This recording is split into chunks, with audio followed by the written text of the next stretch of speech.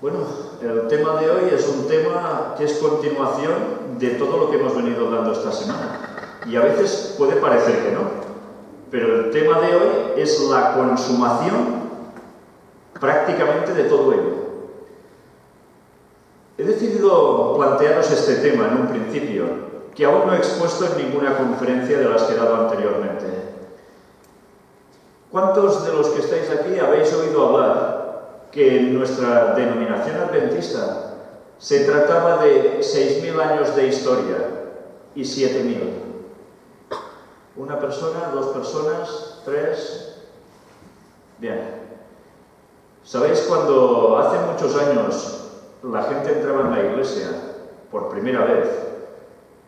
Normalmente se les instruía de que habría 6.000 años de historia, habría el regreso de Cristo y después habría el milenio, total 7.000 años.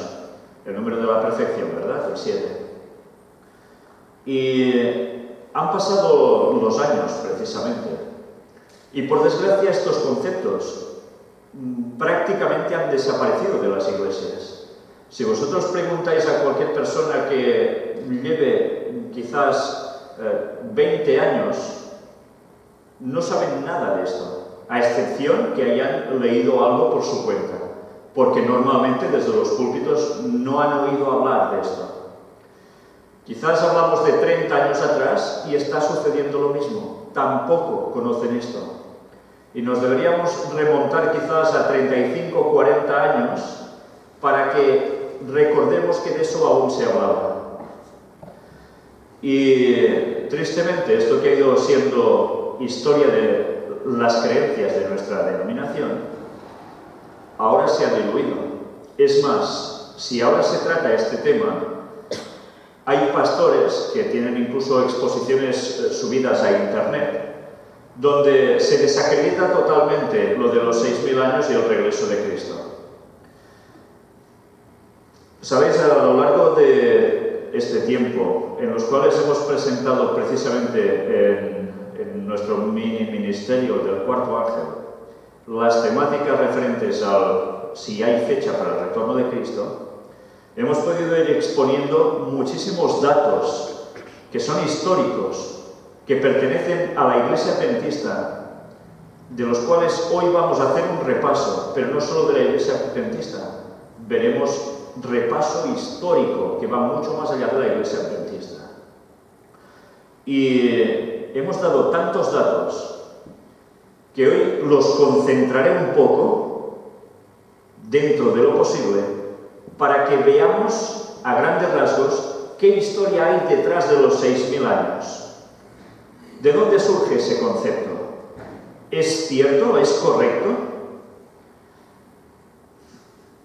¿Sabéis? Cuando empecé a presentar este tema hace ya un buen tiempo, yo no sabía nada que el señor J.N. Andrews, pionero adventista de los tiempos de Ellen White, escribió sobre los 6.000 años y los 7.000. Cuando me enteré de algunas citas de él, escribiendo al respecto, me quedé bastante sorprendido, porque yo mismo lo desconocía. Y sí que sabía que Ellen White había escrito al respecto. Pero precisamente antes de venir hacia aquí, hacia Estados Unidos, alguien me mostró un dato referente a Andrews. Sirvió para que buscase la fuente original de ese escrito en inglés. Y, ¿sabéis? Tuve el privilegio, gracias a Dios, de poder encontrar como en la Review and Herald de hace muchísimos años aparecía una serie de artículos escritos en inglés, evidentemente, del señor Andrews, en los cuales estaba tratando ese tema muy a fondo y mucho más de lo que tantas personas nos podíamos llegar a imaginar. ¿Sabéis? Por desgracia, cuando he ido presentando estos temas, he ido recibiendo escritos y contestaciones y muchas cosas de mucha gente y de muchos adventistas.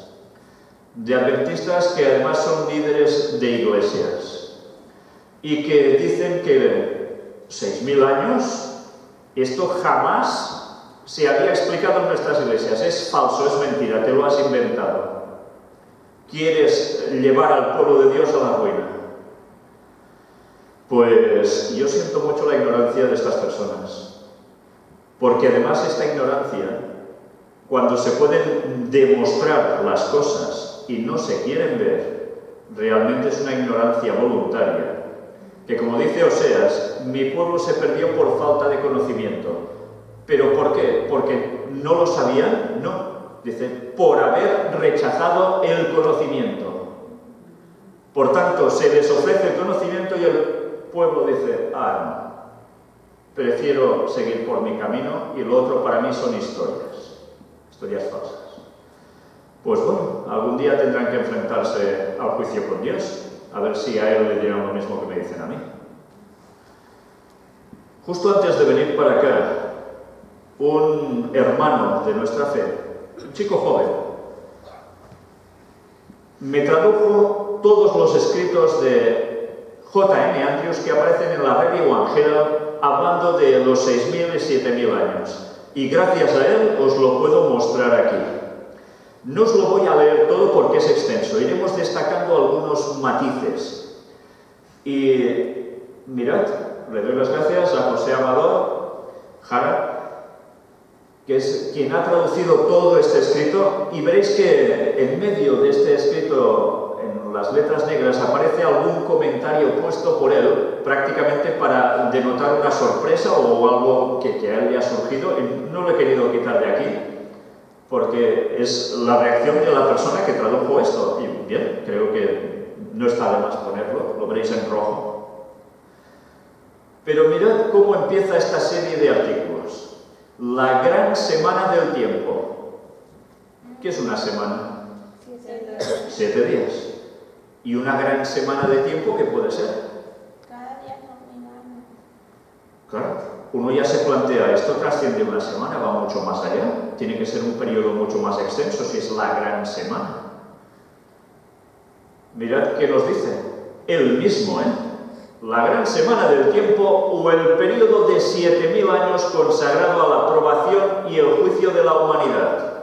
Anda, mira, resulta que Víctor San Vicente estaba diciendo una cosa que estaba diciendo Andrews hace muchísimos más años antes de que yo naciera. Bueno, pues ya queda claro que yo no me he inventado nada.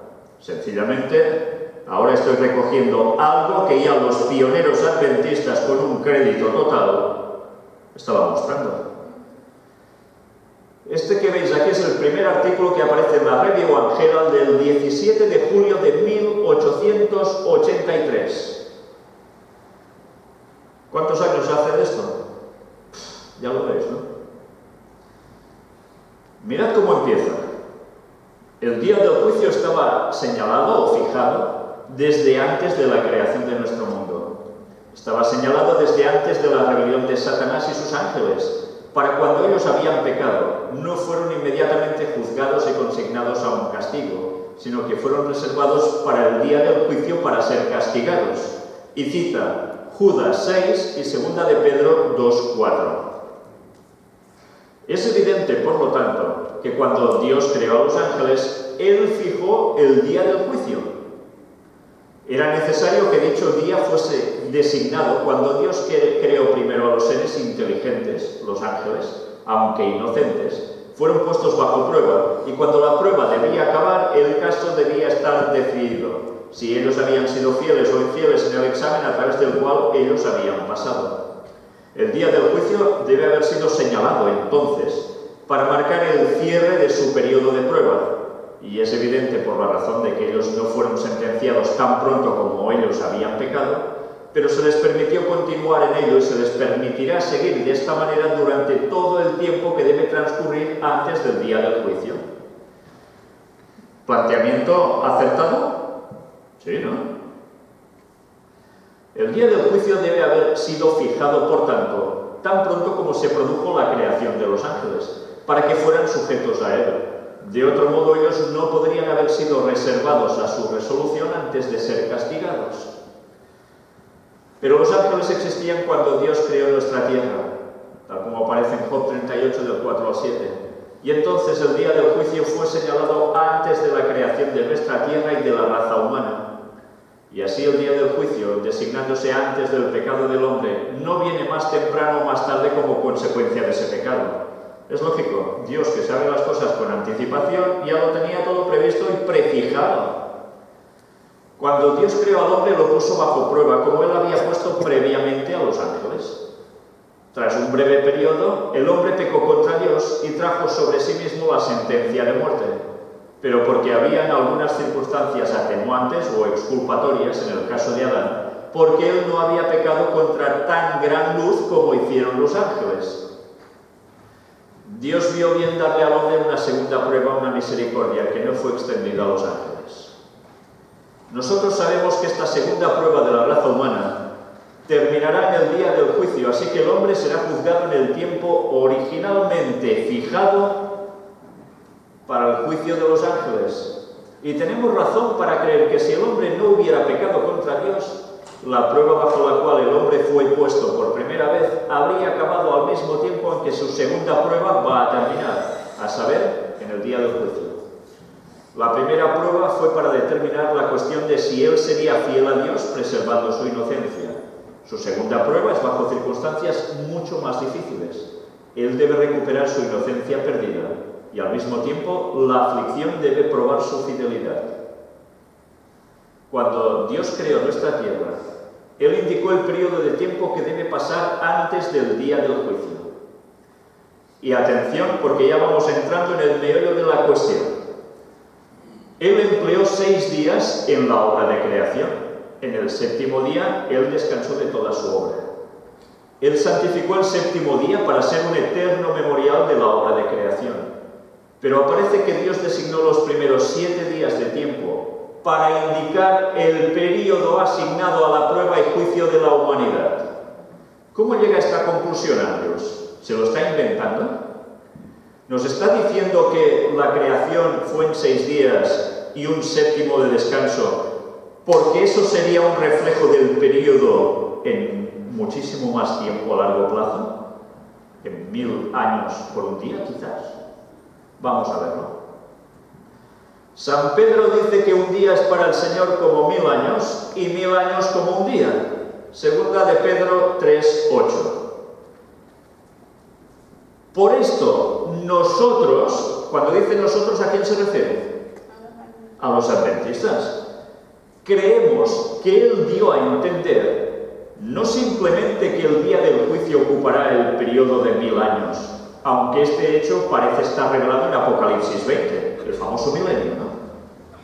En que se habla de 2 resurrecciones, pero nosotros creemos que San Pedro también significó por ello que el periodo de la historia del hombre antes del día del juicio fue también indicado por los días que Dios empleó en la obra de creación. ¿Qué conclusión llega él aquí? Que evidentemente la creación tiene que ver con un día 1000 años, 1000 años un día, porque este es el contexto en el que lo sitúa precisamente el apóstol Pedro.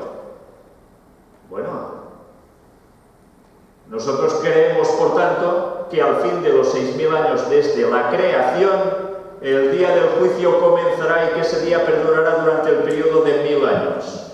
Anda. 6000 años desde el inicio de la creación, ¿y qué sucederá?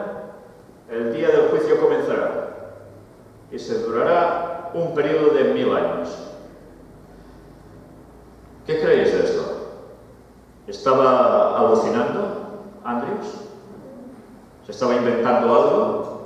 ¿Se estaba basando en una serie de textos bíblicos? Pues él va continuando. Así nosotros tenemos para la prueba y juicio de la humanidad una gran semana de tiempo, el periodo de 7000 años. Este periodo comenzó en la creación cuando Dios habló la palabra que llamó a los elementos a la existencia y acabará con la destrucción de los malos en el lago de fuego. Después Dios creará nuevos cielos y nueva tierra, etcétera, etcétera, etcétera. ¿Os dais cuenta cómo los pioneros hablaban de los 6000 años y los 7000? Pues sabéis, si vamos avanzando en su escrito, nos daremos cuenta que él también se dio, a su vez, se percató, se dio cuenta que alguien había escrito sobre esto antes que él, antes que los pioneros adventistas. ¿Quién podía ser que hiciese esto? Si no habían adventistas. Eran gente que estaban apartados de la verdad y decían verdad. ¿Quiénes eran? Ya lo iremos viendo. Este es el segundo artículo, que aparece el 24 de julio de 1883. Y aquí también empieza a hablarnos de algo muy interesante. En nuestro último número, dice él, nosotros hablamos sobre la gran semana o periodo de 7000 años asignados a la historia del hombre. En este número nosotros deseamos enumerar brevemente los eventos más importantes de los primeros 2000 años de este gran periodo. ¿Sabéis qué empieza a hacer él? Empieza a ubicar las cosas que suceden en el texto del Antiguo Testamento, les empieza a poner fecha para ubicarlo en el espacio de tiempo y va concluyendo, hasta los primeros 1000 años suceden tal cosa, pam, pam, pam, lo va desglosando. Hasta el segundo milenio, pam, pam, pam, otras cosas. Y así milenio por milenio. Pero mirad qué empieza a decir ahora. La creación de nuestra tierra es el evento que marca el inicio de este gran periodo y el cual separa el tiempo de la eternidad del pasado. En el principio Dios creó los cielos y la tierra. El acto de creación es aquel que distingue a Dios de todos los otros seres, y es porque Dios es el creador que Él tiene el derecho de demandar que todos los otros seres deban adorarle. De la nada Dios creó todas las cosas. Este acto marca el comienzo del primer día del tiempo. En ese día también Él creó la luz. Y empieza a hablar del segundo día. Empieza a hablar después, en el séptimo día Dios descansó de toda la obra que había hecho, y Dios bendijo el séptimo día y lo santificó. Y debería ser un memorial eterno de que Él es el creador de los cielos y de la tierra. El primer acto en la historia del hombre fue su rebelión contra Dios. Después Dios pronunció sentencia de muerte sobre él y le expulsó del jardín del Edén. Pero él sufrió que el jardín, con el árbol de la vida, permaneciera cierto tiempo sobre la tierra y puso un querubín protector y una espada llameante que debería prevenir que el hombre se aprovechara del árbol para comer su fruto. Y ya empieza a ir avanzando en la historia, nos sitúa con Caín y Abel, va pasando a Set, avanza hasta el momento del diluvio, lo sitúa en años, en el año 1656 desde la creación, y así uno tras otro dato.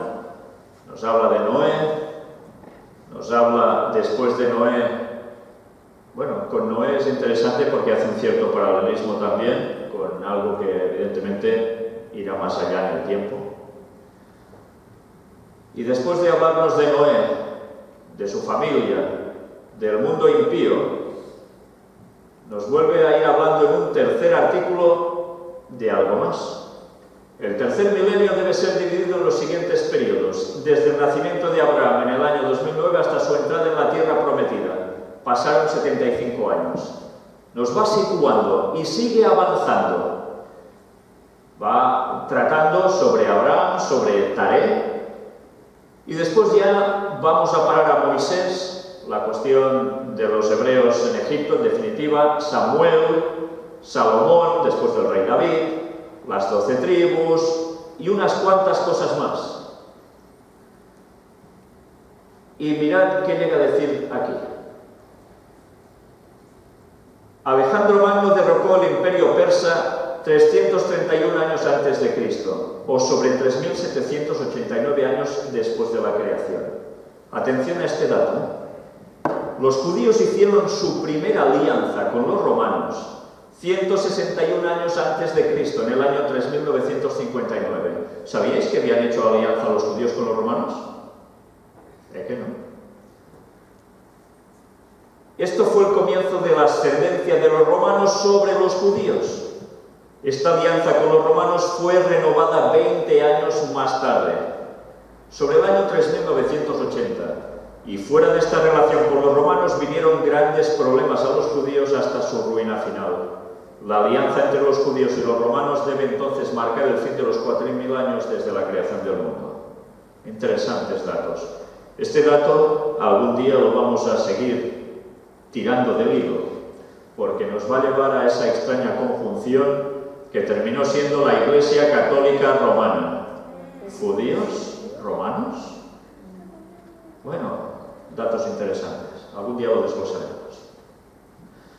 Fijaos que ahora empieza el cuarto artículo y nos sigue hablando más de lo mismo. Nos va situando en este otro milenio y nos sigue dando datos sobre ya la época de ¿quién? Julio César. ¿Y quién más aparece en escena? A partir de aquí, de Julio César, Herodes, Augusto César, empezamos a situarnos ya en el periodo de nuestro Señor Jesucristo apareciendo en la historia de la humanidad desde su nacimiento en Belén. Nuestro Señor Jesucristo nació en el 33º año de Herodes, o sobre el año 4115 desde la creación. Su nacimiento no empezó a ser considerado como un momento desde el cual reconocer el tiempo, hasta sobre el año 532, cuando Dionisio el Exiguo introdujo la costumbre. Curiosamente, de esto mismo estuvimos tratando en una de las temáticas que antes os he citado, de Dionisio el Exiguo. ¿Por qué se cambió el calendario? ¿Por qué se introdujo esa forma de contabilizar el tiempo desde el nacimiento de Jesús? Pero, ¿sabéis? Dionisio el Exiguo, este señor que hizo este nuevo calendario marcando la pauta, era cristiano a partir del año 0, que nace Jesús. Pues allí nos colaron un gol histórico. Porque Jesús no nació en el año 0 porque el año 0 no existió. Jesús además nació entre el -4 y -5, lo cual cambia totalmente el periodo del cómputo de años desde la creación. Y todo esto ya demostramos en las temáticas presentadas que no se hizo porque sí. Se hizo bajo las órdenes de un papa expresamente para cambiar el calendario y que perdiésemos de cuenta los 6000 años de historia de la humanidad. ¿Por qué ese maldito interés en cambiar esto? ¿Por qué crees? Pero no fue el único, ni fue el primero. Antes alguien ya había cambiado los calendarios. ¿Sabéis quiénes fueron? Los propios judíos. La mayor parte del pueblo judío siguió un planteamiento erróneo respecto a las fechas porque sabían ellos que cuando se cumplieran 6000 años de historia venía el Mesías, pero también sabían que a los 4000 años aparecía el Mesías por primera vez, pero ellos lo rechazaron. Y por eso cambiaron el calendario, para que la gente no esperara los tiempos exactos marcados por Dios para el cumplimiento de cada cosa. Y aún los judíos actuales están datando la fecha que empezó hace pocos días, el año 5776 desde la creación. Llevan un desfase de muchísimos años. Y luego veremos cuándo se cumplen en verdad los 6000 años de historia. Pero desde luego no estamos en el 5776. Gracias a Dios hay personas que supieron poder descifrar realmente en qué año estamos. Y lo han podido demostrar. Y hay unos judíos que tienen un calendario que es el correcto, un calendario en el que se basó William Miller, se basó Ellen White, y son los judíos despreciados, porque son una minoría, por el resto de judíos, y son los llamados caraítas. ¿Os suenan de algo los caraítas? Pues bien, con ellos vamos a conseguir comprender cosas que hasta ahora se nos habían pasado por alto, y que gracias a Dios podemos mostrar ahora para que nosotros también comprendamos algo que va a ser vital para cada uno de los que estamos aquí y para todo el resto del mundo. Mirad cómo él empieza a hablar sobre Cristo y nos empieza a situarlo Nos dice, después de hablar de Dionisio el Exiguo y toda esta historia, la matanza de los niños en Belén fue entonces unos 2 años antes del comienzo de nuestra era. Cuando Cristo tenía 12 años de edad, en el año 8º de nuestra era, Él subió a Jerusalén. Cita Lucas 2:42. Juan el Bautista comenzó a predicar en el año 26 o sobre el 4146 años desde la creación. El Salvador fue bautizado al comienzo de su ministerio cuando tenía 30 años, en el otoño del 27. Cita Lucas 3:23. Cuando comenzó su ministerio, Él dijo: el tiempo está cumplido. Si Jesús dijo el tiempo está cumplido, es porque había un tiempo fijado para eso, ¿no? Es obvio. Marcos 1, 14 y 15. Esto debe, por tanto, marcar el fin de las 69 semanas que se extendían hasta el Mesías príncipe, que aparece en Daniel 9:25. Y atención a este dato, porque volveremos a verlo en la temática que vendrá después de esto y es la clave para saberlo todo.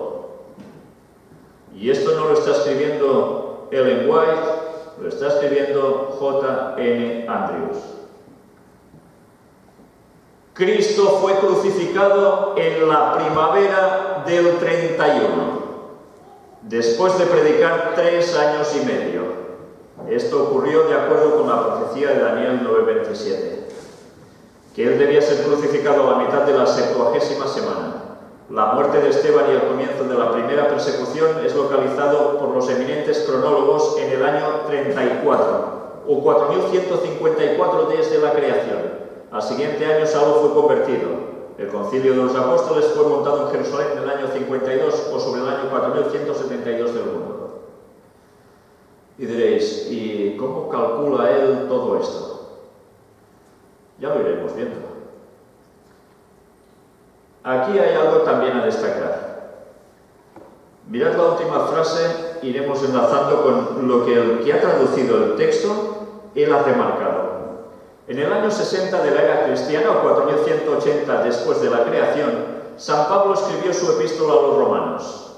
En ella él usa estas remarcables palabras: la noche está avanzada y el día está próximo. Y eso aparece en Romanos 13:12. El periodo del estado caído del hombre es representado en la Biblia como la noche. Y la venida de Cristo y la resurrección de los justos es hablado como introduciendo la mañana. Y cita 1 Tesalonicenses 5 del 4 al 8, Isaías 21, 11 y 12, Salmo 49, 14, 2 de Pedro 1, 19. Nosotros hemos aprendido que esta noche, que se extiende desde la caída de Adán hasta la venida de Cristo en gloria, dura unos 6.000 años. Vaya deducciones, ¿no?, a las que estaba llegando él y los adventistas en general. Luego veremos que hay un pequeño punto de lo que él comenta donde hay que hacer un matiz, y gracias a Dios Ellen White, inspirada por el Señor, lo hizo. Y es la clave de todo. Aquí sigue avanzándonos, nos vaya con el periodo del Nuevo Testamento, de hecho. Nos habla ya de la historia de cómo la Iglesia Católica empieza a actuar. Me lo iré saltando, otro día entraremos en detalle en todo esto, no aquí, ya será en conferencias que tendréis que ver en la web oficial, del Gran Engaño. Y nos empieza a hablar también de esa serie de naciones que se fueron creando a partir de lo que ya estaba profetizado. Esas naciones que venían de las tribus del norte de Europa, que terminaron siendo la Europa actual. Mirad, aparece el 5.º artículo y él nos sigue hablando de el 6º periodo de 1000 años desde la creación. Comenzó cerca del fin del 9º siglo de la era cristiana. Y nos empieza a tratar también sobre los papas, sobre lo que hicieron los papas. Y finalmente ya nos introduce ¿el qué? Pues todo el sistema de reforma y contrarreforma. Y nos empieza a hablar también de los jesuitas. Curioso, ¿eh? Estuvimos tratando sobre él, el tema magnífico de los jesuitas, porque quien no sepa ese tema va a caer en las fauces de Roma. Pero hay un detalle que creo que es para seguir investigando. ¿Habíais oído hablar de los cátaros? ¿Os suenan los cátaros? ¿No? ¿Habéis leído El conflicto de los siglos de Ellen White? ¿Sí? Si no lo habéis leído, os recomiendo que empecéis desde ya a hacerlo. Pero con detenimiento, no ir allí a leer como el Quijote de la Mancha, ¿eh? No, con detenimiento. Porque Ellen White habla de los cátaros como un pueblo que existió en la parte de Francia, que tuvo que refugiarse en los Pirineos, en la cordillera pirenaica, prácticamente donde yo vivo, y que fueron exterminados por el poder del Vaticano. Curiosamente, el lenguaje habla de ellos como los hombres buenos, como también había los albigenses. Y curiosamente, resulta que la historia que nos ha llegado a través de modos oficiales es que los cátaros prácticamente eran seres satánicos. ¿Sí? Que se movían entre el espiritismo y no sé cuántas cosas más. Mirad qué dice él aquí. El doctor Alice dice que los cátaros de este siglo guardaron el séptimo día. Y Mosheim dice que lo mismo de los pasaginianos de este siglo. Antes nos hablaba de Pedro Baldo, los valdenses, ¿lo recordáis, no? Que guardaban el sábado y también terminaron mal, con excepción de algunos que aceptaron el domingo y de los cuales ahora han hecho otra vez alianza con Roma y de los cuales, mira por dónde sale de esa descendencia el actual Papa Francisco, que viene de los valdenses. Ya parece de risa. Pero los cátaros eran guardadores del sábado, al igual que otros. ¿Creéis que los guardadores del sábado podían ser satánicos cuando estaban siguiendo lo que Dios decía? Y eran cristianos, no eran judíos, eran cristianos. Eso quiere decir que ha habido una manipulación en la historia interesada por parte del Vaticano, que ha vendido una serie de conceptos al mundo y a los estudiantes de escuela, universidad y demás, que no es cierto. ¿Sabéis? Siempre se dice que quien gana es quien escribe la historia. ¿Y qué va a escribir en la historia? Lo que le va bien. Esa es la gran diferencia entre el mundo en general y lo que hacían los judíos del tiempo bíblico, los hebreos, que escribían exactamente lo que sucedía y eran capaces de pintar en relato escrito al rey David con los pecados tan graves que llegó a hacer, y era su rey. Esa es la gran diferencia. La Biblia es clarísima para lo bueno y para lo malo. En cambio, el resto de historiadores del mundo referentes a naciones siempre han barrido para su casa lo mejor de lo mejor ellos, el resto, uy, esos. Mirad si la inspiración bíblica funciona, y vaya si funciona. Bueno, esto era un dato que valía la pena constatar. Nos sigue avanzando sobre los años 1500, 1600, 1700, cuando ya empieza Napoleón en escena, en la Revolución Francesa, y nos habla también de unas épocas curiosas. Hay detalles que hasta ni los católicos suelen saber. Si no son sacerdotes o algo así, mucha gente ni lo sabe. Mirad, en 1814 el Papa Pío VII restauró la sociedad de los jesuitas. Y a partir de allí, adiós muy buenas, se lió ya todo. En 1816 la Sociedad Bíblica Americana fue instaurada. En 1826 la Sociedad de Temperancia Americana fue formada. En 1833 ocurrió la lluvia de estrellas que se extendió por un vasto territorio. Y eso era profecía. En 1854 el pueblo de Roma estableció una república y el Papa huyó al rey de Nápoles. En 1854 el Papa proclamó la Inmaculada Concepción de María. En 1854, antes sí que veneraban, decían, a la Virgen, pero no consideraban que la Virgen María fuera inmaculada. ¿Qué quiere decir esto? Que ella nació sin pecado como Cristo. Por tanto, ¿a quién la equiparan? ¿Nos damos cuenta? Todo esto tiene mucho que ver con algo que también es la naturaleza de Cristo. Sabéis que hay muchos predicadores que están hablando, y hablo de predicadores adventistas, incluso grandes eminencias reconocidas, de que la naturaleza de Cristo cuando vino al mundo fue como Adán después de pecar. Y cogen el concepto de la naturaleza de Cristo como con tendencia al mal, al pecado. Y hermanos, eso no es así. No, señor. Él tuvo sobre su cuerpo 4000 años de pecado de la genética humana. Pero él nace, y Elena White lo describe, algo superior en altura al resto de sus conciudadanos o de sus habitantes de la época. ¿Y qué más? Con un cuerpo escultural, ¿sí? Como un gimnasta, destacaba por encima de los otros. ¿Pero qué más? Sin pecado. Nació sin pecado, y como dice Ellen White claramente, y es obvio cuando lo analicemos, no tenía tendencia al mal.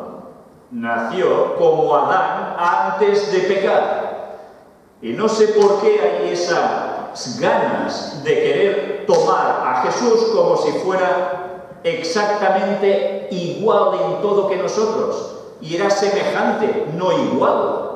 ¿Quién de vosotros ha tenido a vuestro Padre que sea el Espíritu Santo? ¿Quién? Mi padre se llamaba Domingo San Vicens Gómez. ¿Y el vuestro? Todos sabéis el nombre de vuestro padre, ¿verdad? ¿Era el Espíritu Santo vuestro padre? Jesús tuvo un padre divino y tuvo una madre humana. Por eso es tan vital reconocer cómo Ron Wyatt, al descubrir la sangre de Jesús y de analizarla, se percataron en ese análisis de que los cromosomas solo estaban de parte de madre, los 23, pero no había los de padre, solo había uno, la Y, que le daba el sexo masculino. ¿Cómo iba a ser exactamente igual a nosotros? Plantearos otra cuestión. Todos habéis tenido hijos, ¿verdad? Bueno, los que sois niños no, claro. Pero ¿qué sucede con un niño? Cuando empieza a crecer, ¿verdad que llega esa etapa sobre los 2 años más o menos, que aparte de pegar esos berrinches porque quieren comer y demás, también cuando tienen un juguetito, se le acerca a otro niño y le dice, ¡no, mío! Y si conviene le pega una torta? ¿Sí o no? Todos los niños hacen eso. ¿Por qué? Porque es un proceso natural por el que pasamos todos los humanos. Y luego, evidentemente, ese sentido de egoísmo, ¿qué es? ¿Tendencia buena o tendencia mala? ¿Y creéis que Jesús pasó por lo mismo? No. Cuando Elena White dice claramente que jamás les dio el más mínimo problema a sus padres porque toda su tendencia era al bien, por favor, ya va siendo hora que los grandes predicadores que se llaman, que todo el mundo los sigue como si fueran divinidades, se den cuenta que están diciendo errores doctrinales que a su vez traen consecuencias, porque un error doctrinal lleva a otro y es una cadena que nos lleva a todo lo malo.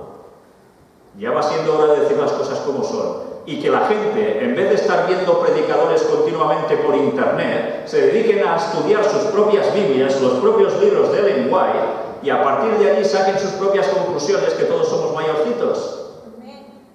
Ya va siendo hora de que tengamos el valor de pedirle a Dios sabiduría para buscar por nosotros mismos. Y si en algo digo que no es correcto, decídmelo. Pero ya va siendo hora que digamos las cosas por su nombre.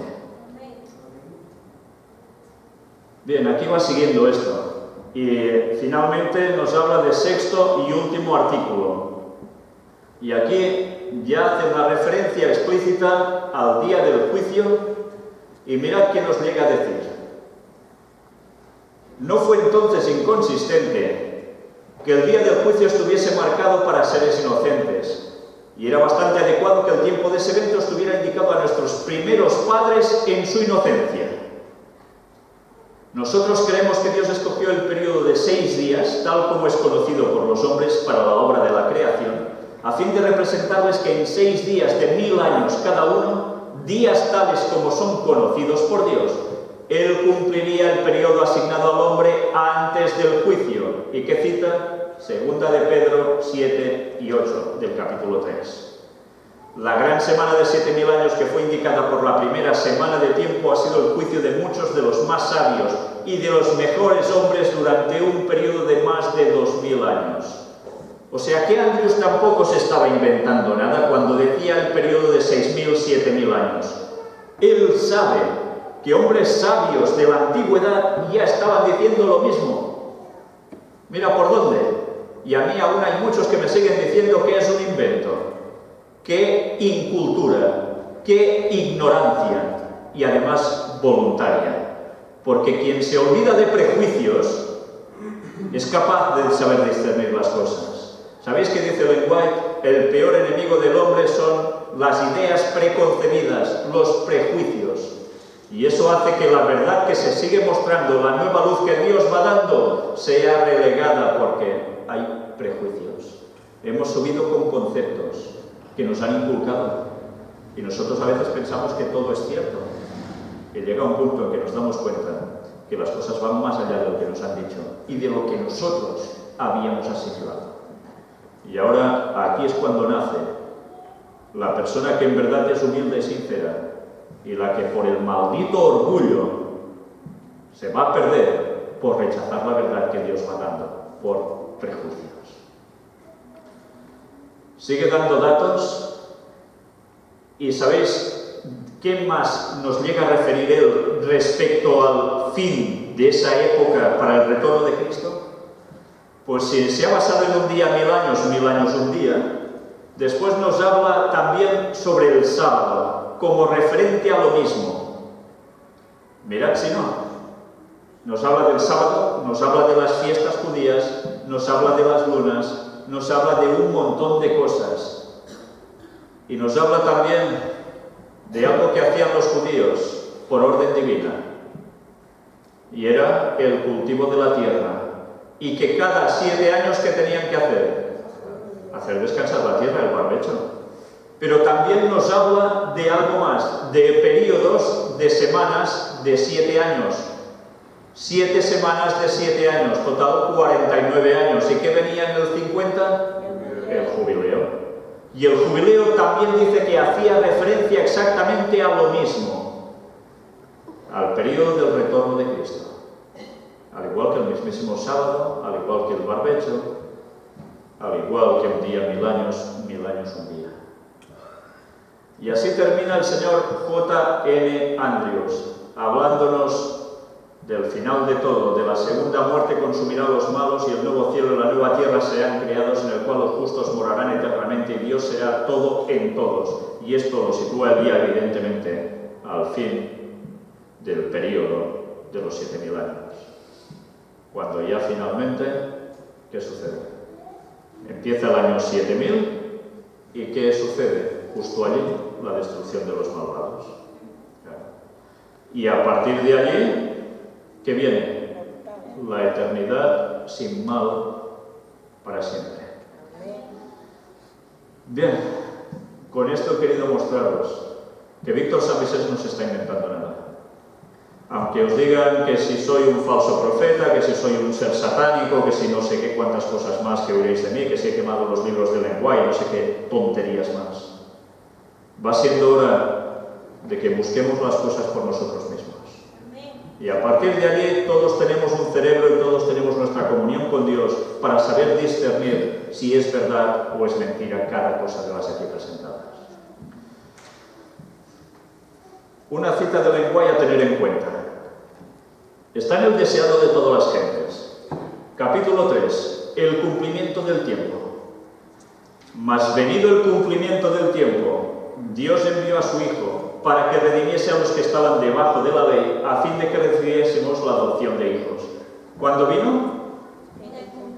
Cuando se cumple el tiempo. ¿Antes o después?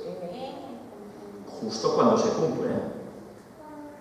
La venida del Salvador había sido predicha en el Edén. Cuando Adán y Eva oyeron por primera vez la promesa, esperaban que se cumpliese pronto. Dieron gozosamente la bienvenida a su primogénito, esperando que fuese el libertador. Pero el cumplimiento de la promesa tardó. Los que la recibieron primero murieron sin verlo. Mirad cómo dice, el cumplimiento de la promesa tardó. ¿Por qué? Porque tardó verdaderamente, bajo su percepción, sí. Eso estaba muy lejos. Ellos creían que su hijo iba a ser el redentor del mundo. Y resulta que no. Fue el ¿qué? El primer homicida. ¿Pero eso quiere decir que Dios retarda su promesa como algunos la tienen por tardanza? No. No. Él tiene su crono marcado y cuando llega el cumplimiento del tiempo las cosas suceden, ni antes ni después. Los que la recibieron primero murieron sin verlo, esa promesa. Desde los días de Enoc, la promesa fue repetida por medio de los patriarcas y los profetas, manteniendo viva la esperanza de su aparición. Y sin embargo no había venido. La profecía de Daniel revelaba el tiempo de su advenimiento, pero no todos interpretaban correctamente el mensaje. Transcurrió un siglo tras otro y las voces de los profetas cesaban. La mano del opresor pesaba sobre Israel y muchos estaban listos para exclamar: se han prolongado los días y fracasa toda visión. ¿Qué están diciendo ahora muchos? Mis abuelos ya decían que Jesús venía y aún estamos aquí. Sí, eso lo están diciendo muchos. Están expresando exactamente el mismo pensamiento. Lo que pasa es que antes ya no se quiso entender bien la profecía y ahora está sucediendo exactamente lo mismo. Pero como las estrellas en la vasta órbita de su derrotero señalado, los propósitos de Dios, ¿qué? No conocen premura ni demora, ni se anticipan ni se postergan. Viene cuando toca, porque Dios es un Dios de orden, exacto, preciso, matemático, y no va con medias tintas. Ahora entenderéis por qué la gente dice: bueno, sí, habrá 6.000 años de historia y Cristo vendrá, pero igual viene antes, o igual viene después. Pues ese Dios no es mi Dios, porque mi Dios es un Dios exacto. Por los símbolos de las densas tinieblas y el horno humeante, Dios había anunciado a Abraham la servidumbre de Israel en Egipto, y había declarado que el tiempo de su estada allí abarcaría 400 años. Siempre lo dice antes, Después de esto dijo Dios: saldrán con grande riqueza. Y contra esta palabra se empeñó en todo el poder del orgulloso imperio de los faraones. En el mismo día, señalado por la promesa divina, salieron todos los ejércitos de Jehová de la tierra de Egipto. Ni un día antes ni un día después, Así también fue determinada en el concilio celestial la hora en que Cristo había de venir. Por cierto, ¿un concilio lo hace una persona sola? ¿Se concilia consigo mismo? Y entonces, ¿quién había en ese concilio? Padre, Hijo y Espíritu Santo, la divinidad. ¿Y por qué Jesús, cuando está en la tierra, dice que Él no sabe el día ni la hora, ni los ángeles del cielo? ¿Cómo cuadra eso? Porque lo digo como hombre. ¿Qué? ¿Cómo os habéis quedado? ¿Os lo habéis planteado? Pues luego vamos a ver qué explicación hay al respecto, porque esto tiene una explicación, y a lo mejor hemos de volver a sacar prejuicios del medio para captar las cosas. Y cuando el gran reloj del tiempo marcó aquella hora, Jesús nació en Belén. Mas venido el cumplimiento del tiempo, Dios envió a su Hijo. Si sabía cuándo iba a nacer, ¿no sabría todo lo que iba a acontecer después? Si Dios es Dios, si Jesús es Dios, si el Espíritu Santo es Dios, ¿cómo no van a saber ellos lo que sabe el Padre? ¿Son dioses inferiores? ¿Os dais cuenta? ¿Cómo el planteamiento de decir que Jesús no podía saber la hora de su retorno es una mala interpretación? Porque si no estamos diciendo que Jesús es un Dios menor, creado o generado por Dios Padre, como dice el catolicismo y tantas otras cosas. ¿Qué planteamientos cuando empezamos a cuestionar las cosas, ¿Cómo cambia?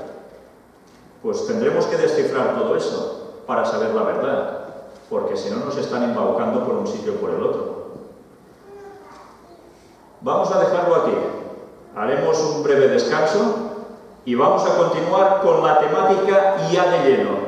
Que os digo que veréis cosas que ha dicho Andrews y que cuando yo hice esto en un principio no tenía ni idea de que nuestros pioneros, aparte de Ellen White, habían hecho referencia a lo mismo.